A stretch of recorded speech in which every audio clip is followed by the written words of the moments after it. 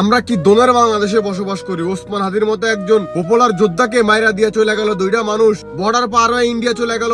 কি আঙ্গুল চুষছে বৈশা বৈশা এই যে কোটি কোটি টাকা আমরা প্রবাসীরা রেমিটেন্স পাঠাই দেশে, আমাদের টাকা দিয়ে ওদের সংসার চলে, ওদের পেনশন চলে। ওরা কি বাল ফালাইতেছে? ওরা দেশের জন্য কি করতেছে? ওদেরকে বসায় বসা পেনশন দিতেছে। তো দুইটা লোক একজন মানুষকে মাইরা দিয়া ইন্ডিয়া চলে গেল, বর্ডার দিয়া কেউ কিছু করতে পারলো না। কি বাংলাদেশে আমরা বসবাস করি? কাদের জন্য আমরা এত পরিশ্রম করি প্রবাসীর মাটিতে দেশে টাকা পাঠাই?